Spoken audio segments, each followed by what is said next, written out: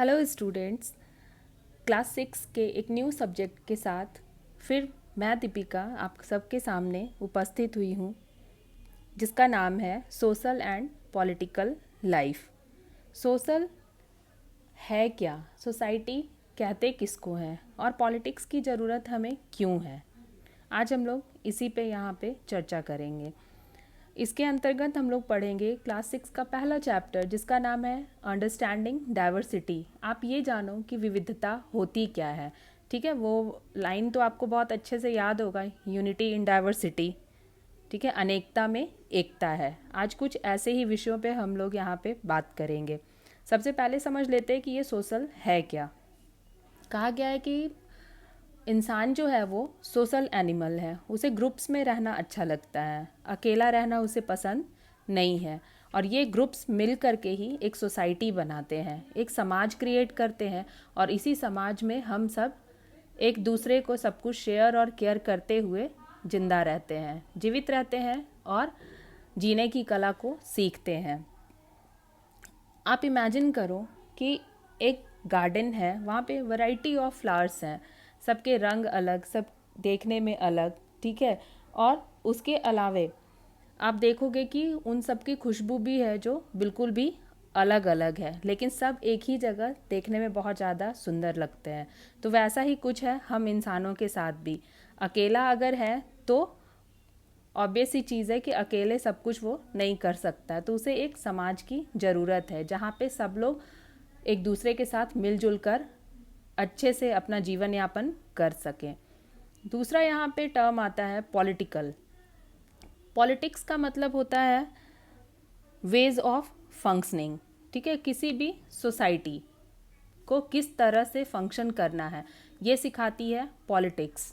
ठीक है, दो ग्रुप्स हैं अगर, और दोनों ग्रुप्स में किसी भी बात को लेकर कोई कन्फ्लिक्ट ना हो, डिस्प्यूट्स ना हो, मतभेद ना हो, इसलिए पॉलिटिक्स का निर्माण होता है।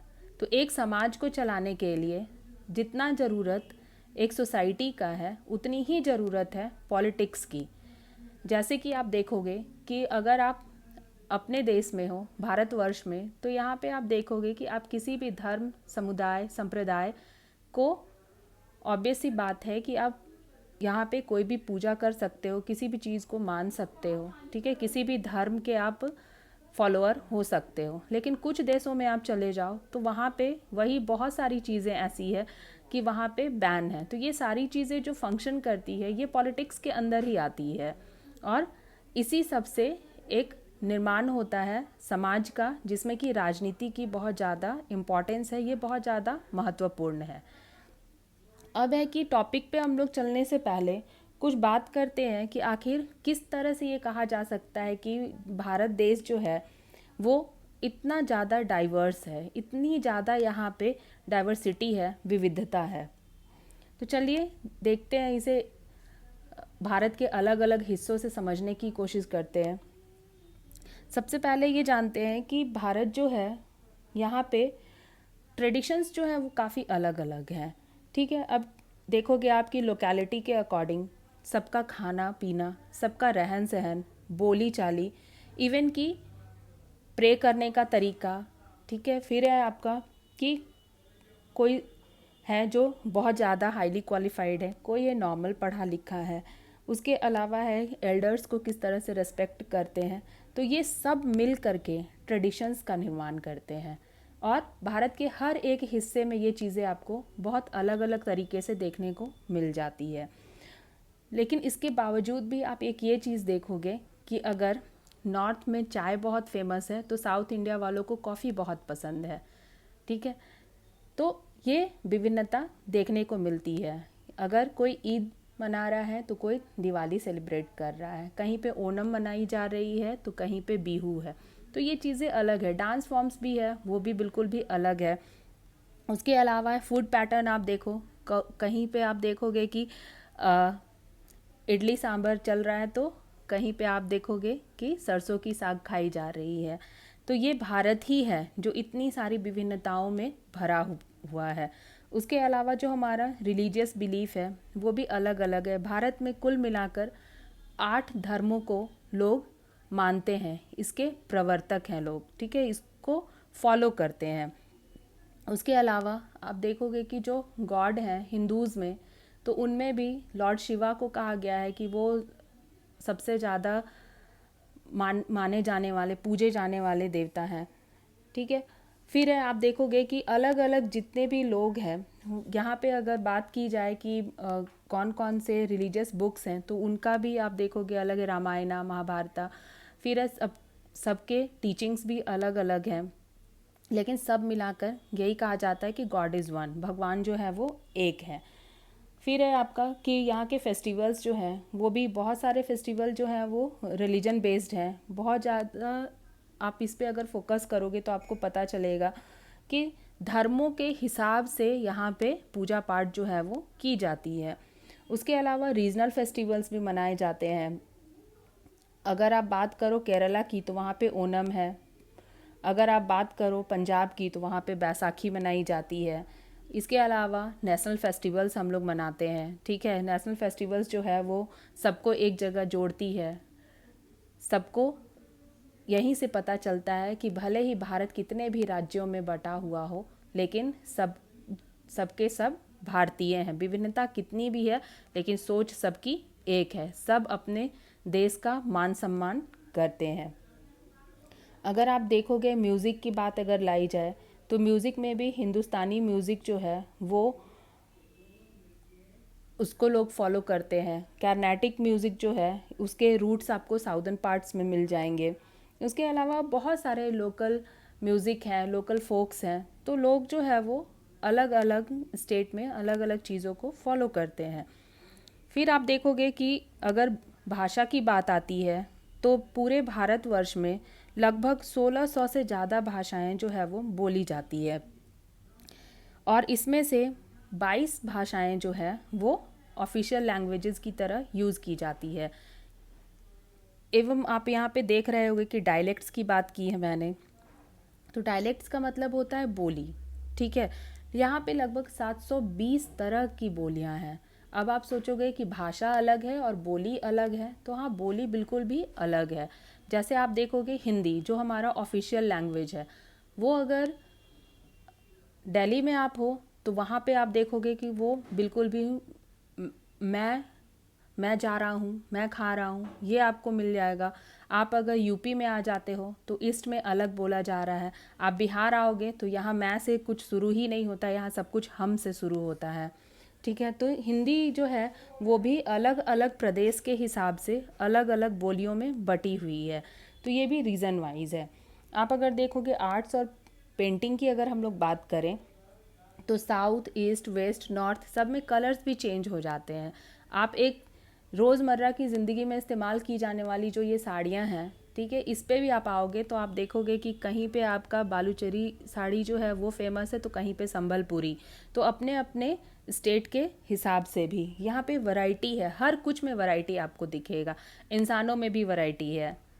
ठीक है, सबके कलर्स जो हैं वो अलग हैं, फेस कट जो है वो अलग है, सबके मिलने का, बोलने का, उठने का, बैठने का, खाने पीने सब कुछ का तरीका जो है वो बिल्कुल भी अलग अलग है।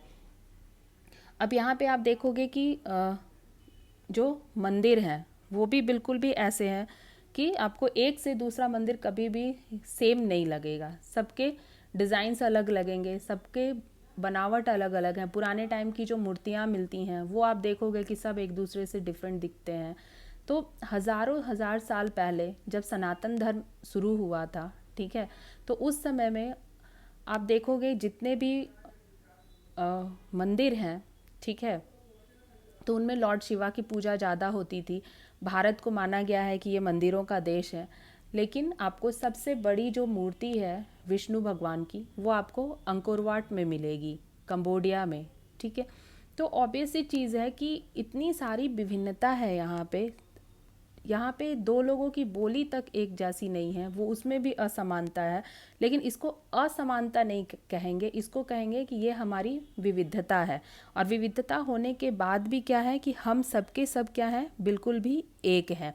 और इसको एक्सप्लेन करने का तरीका यही है कि हम लोग कितने भी साल से ट्रैवलर्स यहाँ पे आए, उन्होंने अलग अलग चीज़ें यहाँ पे आप देखोगे कि लिखने की कोशिश की है, तो उन्होंने में वैरायटी लिखी है हम भारतीयों के बारे में। उसके अलावा आप देखोगे कि टीचिंग्स जो है यहाँ की वो भी बहुत अलग अलग है। बुद्धिज़्म है, जैनिज़्म है, उनकी टीचिंग्स है। जो शिव की उपासना की है वो शैव हो गए, जो विष्णु की उपासना की है वो वैष्णव हो गए। ठीक है, तो ये सब कुछ और अलग अलग है। उसके अलावा ब्रिटिशर्स आए यहाँ पे। ठीक है, उस समय भी लोगों ने देखा कि किस तरह से भारत को कब्ज़ा करने की कोशिश की गई, इसको मार्केट बनाया गया, इस पे इतने दिनों तक शासन किया गया, लेकिन उसके बावजूद भी यहाँ की जो डाइवर्सिटी है उसको कोई भी छिन्न भिन्न नहीं कर पाया। अब हम बात करते हैं कि यहाँ पे सिर्फ यही नहीं है कि हिंदुज़म की ही बात हम करेंगे। 7,000 साल पहले सनातन धर्म जो आया उसने हिंदुज़म को एक वे ऑफ लिविंग दिया। ठीक है, धर्म हिंदुइज़्म जो है वो सिर्फ धर्म नहीं है, वो एक जीने का तरीका है। लेकिन इसके साथ साथ भारत में और भी धर्म आए, इस्लाम, जैनिज़्म, बुद्धिज़्म, ठीक है, शैव, वैष्णव, अलग अलग धर्मों के लोग। लेकिन उसके बावजूद भी सब लोग एक जगह मिलकर एक ही भारतवर्ष में रहते हैं।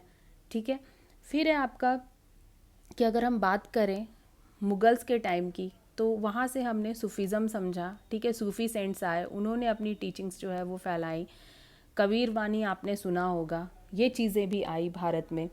फिर ये कहा गया है कि यहाँ पे आपको ऐसा देश है जहाँ पे कि मंदिर मस्जिद आसपास में ही दिख जाएंगे। कभी बहुत प्यार भी रहता है और कभी बहुत तकरार भी रहता है। तो ये यहाँ पे डिस्प्यूट्स भी हैं और आपस में लोगों में बहुत ज़्यादा मेल मिलाप भी है। कहा गया है कि उसके अलावा अगर हम नेक्स्ट यहाँ पे आए बात करें तो जालियांवाला बाग यहाँ पे है। ठीक है, इसमें हम लोग बात करेंगे कि इस चीज़ को अगर समझना है कि यूनिटी इन डाइवर्सिटी देखने की बात जहाँ तक है, तो आप देखोगे कि जालियांवाला बाग जो है ऐसी घटना शायद पूरे दुनिया में कहीं नहीं घटी जिसने कि पूरी दुनिया को झकझोर के रख दिया। इसमें निहत्थे लोगों पर जनरल डायर के थ्रू गोलियां बरसाई गई और मासूम लोग मारे गए थे, लेकिन उसके बावजूद भी भारत के फ्रीडम फाइटर्स जो थे उन्होंने लड़ाई छोड़ी नहीं। अंग्रेज़ों के प्रति उनका जो गुस्सा है और ज़्यादा यहाँ पे बढ़ता चला गया। ऐसा नहीं है कि इसके बाद में भारत पे हमेशा के लिए कब्ज़ा रहा हो ब्रिटिशर्स का। एक वक्त ऐसा भी आया जब 1947 में भारत को आज़ाद करा लिया गया। 23 साल 20 साल के जो नवयुवक थे उन्होंने भारत को आज़ाद कराने के लिए बिना किसी धर्म जाति के बंधन को सोचते हुए उन्होंने अपनी जान दे दी थी। तो ये सब इसलिए हुआ क्योंकि भारत में कभी भी धर्म या फिर किसी भी तरह का कॉन्फ्लिक्ट लोगों को अलग नहीं कर पाया। और इसी का ये नतीजा है कि भारत यूनाइट है। हम सब इस हिंदुस्तान के नागरिक हैं और हम सबको बहुत सम्मान करना चाहिए अपने भारतवर्ष का, और हमें हमेशा इसके अच्छे के लिए हमेशा आगे बढ़ना चाहिए ताकि हमारा भारत जो है वो इस लाइन को प्रूव कर सके कि हम लोग यूनिटी इन डाइवर्सिटी पे बिलीव करते हैं। हम सब अलग अलग हैं लेकिन उसके बावजूद भी हम सब एक हैं। नेक्स्ट वीडियो में मैं लद्दाख और केरला की केस स्टडी पे आपको बताऊंगी कि लद्दाख और केरला को किस तरह से यूनिटी इन डाइवर्सिटी का बेस्ट प्लेस माना गया है। मुझे उम्मीद है ये चैप्टर आपको समझ में आया होगा। Thank you so much.